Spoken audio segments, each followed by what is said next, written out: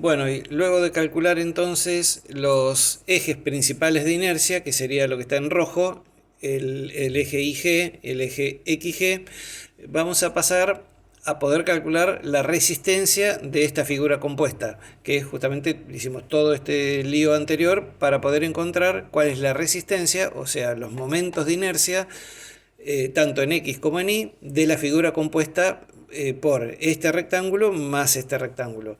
Fíjense que esto no es una cosa que sea irreal, sino que puede haber columnas en un edificio donde se tengan que hacer de esta manera para poder aprovechar algún lugar, para poner cañerías acá o dejar si estos son medidas muy grandes, si uno hace una columna solamente rectangular, por ahí no es efectiva. O hasta tanto se puede determinar esta forma por alguna razón, además de estructural, puede ser alguna razón también arquitectónica. Volviendo a esto, entonces, ¿cómo podemos hacer para encontrar ahora el momento de inercia de la figura compuesta?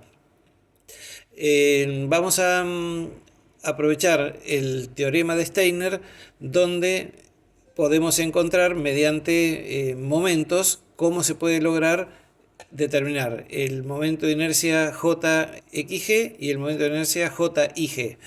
Entonces, Steiner dice que el momento de inercia de la pieza compuesta va a ser igual al momento de inercia de la figura 1, que es Jx1 de esta figura. ¿Cuánto vale este Jx1? B1 por H1 al cubo sobre 12. Entonces lo ponemos acá. Y se le suma el área B por H multiplicada por la distancia entre ejes horizontal, la distancia horizontal entre ejes, que sería entre el eje Y auxiliar y el eje propio Y1, que lo tengo acá. Entonces esta es la distancia X1, que es la que pongo acá.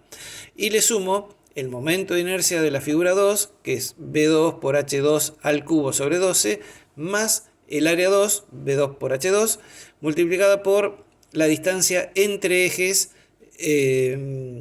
Perdón, que me faltó al cuadrado. Esto es al cuadrado y esto es al cuadrado. Lo mismo acá. La distancia al cuadrado y la distancia al cuadrado.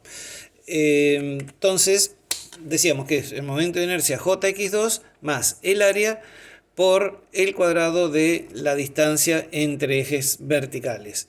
Y con respecto a Y es lo mismo. Es el momento de inercia en Y, que es H por B al cubo sobre 12, sumándole el área por la distancia entre ejes al cuadrado. ¿Cuál es esa distancia? I1 es entre el eje X1 y el eje principal de inercia, más el Jx2, que se le suma el área 2 por la distancia I2 al cuadrado. Entonces, estos serían los dos momentos de inercia de esta figura compuesta. Uno va a decir, ¿y según qué eje es más resistente? Bueno, lo único que tenemos que mirar es este número, que acuérdense que me va a dar en unidades de centímetros a la cuarta, porque fíjense que este momento de inercia es BH cubo sobre 12. Fíjense que yo me había comido el cuadrado de esto, y cuando estoy explicando a 1 por x1 digo, pucha, esto está al cubo y esto está a la cuarta, o sea que esto no puede ser. Y ahí me acordé y le puse el cuadrado que tienen ahí. O sea, errores podemos cometer, pero siempre sabemos que tenemos que sumar unidades iguales. No podemos sumar una unidad en centímetros a la cuarta con una unidad en centímetros al cubo.